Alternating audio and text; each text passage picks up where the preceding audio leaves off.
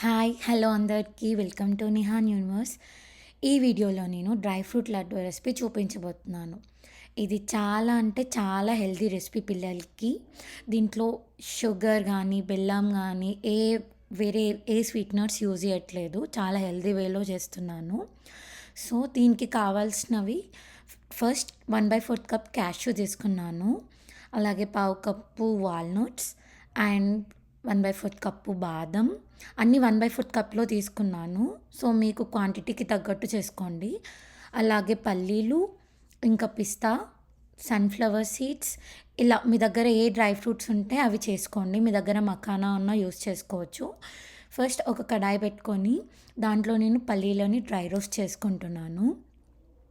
మీరు ఇది 2 వేస్‌లో చేసుకోవచ్చు. ఐదర్ డ్రై రోస్ట్ అన్నా చేసుకోవచ్చు, లేదంటే గీ రోస్ట్ కూడా చేసుకోవచ్చు. నేను ఇక్కడ నెయ్యి యాడ్ చేస్తున్నాను. నెయ్యి నాకు గడ్డగా ఉండేసరికి ఎక్కువ పడిపోయింది. మీరైతే హాఫ్ టీ స్పూన్ అన్న పావు టీ స్పూన్ అన్న వేసుకోండి. సో ఇప్పటిదాకా చూపించిన డ్రై ఫ్రూట్స్ అన్నీ ఒకటొకటిగా వేసుకొని లైట్గా సిమ్లో వేయించుకుంటూ ఉండాలి. సో ఫస్ట్ నేను బాదం వేసాను, అది కొంచెం టైం పడుతుందని చెప్పేసి. సో బాదం తర్వాత మీరు వాల్నట్స్ వేసుకోవచ్చు. ఇవి మంచిగా మెల్లగా రోస్ట్ చేసుకుంటూ ఒక్కొక్కటి యాడ్ చేసుకుంటూ ఉండాలి. సో ఇక్కడ గీ ఎక్కువైపోయింది నాకు, మీరైతే కొంచెం తక్కువ వేసుకోండి. సో ఇలా పిస్తా, సన్ఫ్లవర్ సీడ్స్, మఖానా, మీ దగ్గర ఏ డ్రై ఫ్రూట్స్ అవైలబుల్లో ఉన్నా అన్నీ వేసుకోవచ్చు, అన్నీ హెల్దీవే కాబట్టి. సో ఇక్కడ నేను జీడిపప్పు వేసుకున్నాను, పిస్తా వేసుకున్నాను అండ్ పంకిన్ సీడ్స్ ఉన్నా వేసుకోవచ్చు. సన్ఫ్లవర్ సీడ్స్, ఇలా ఏవి అవైలబుల్గా ఉంటే అవి వేసుకోండి. సో ఇలా మంచిగా అన్నీ గీ రోస్ట్ చేసుకొని సో బ్రౌనిష్ కలర్ వచ్చేంత వరకు మెల్లగా సిమ్లో వేయించుకోండి. డ్రై రోస్ట్ చేసుకున్నా బాగుంటుంది.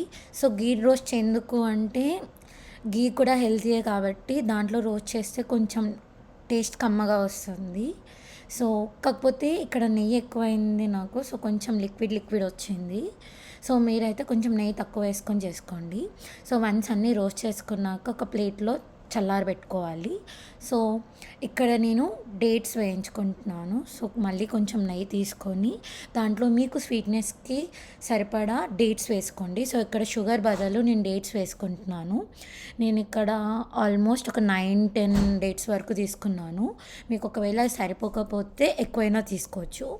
సో ఇప్పుడు చల్లారిన డ్రై ఫ్రూట్స్ అన్నీ నేను గ్రైండ్ చేసుకుంటున్నాను. సో ఇక్కడ చిన్న అడ్వైస్ ఏంటి అంటే మెల్లమెల్లగా తిప్పుకోండి. సో అలా అయితే మీకు ఆయిల్ ఎక్స్ట్రాక్ట్ అవ్వదు దాంట్లో నుండి.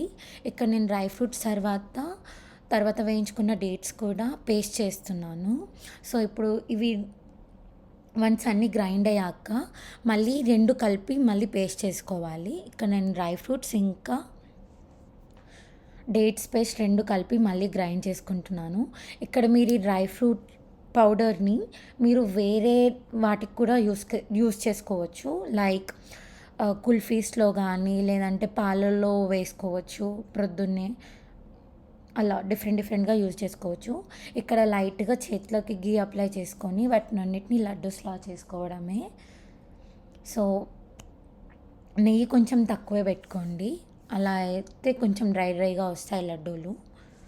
సో ఇంతే, చాలా సింపుల్గా చాలా హెల్దీ వేలో డ్రై ఫ్రూట్ లడ్డూస్ని ఇలా తయారు చేసుకోవచ్చు. ఇది చాలా అంటే చాలా హెల్దీ అండి పిల్లలకి.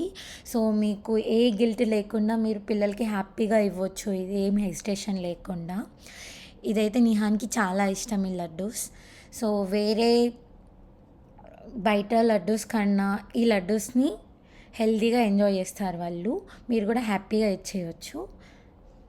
Thank you for watching.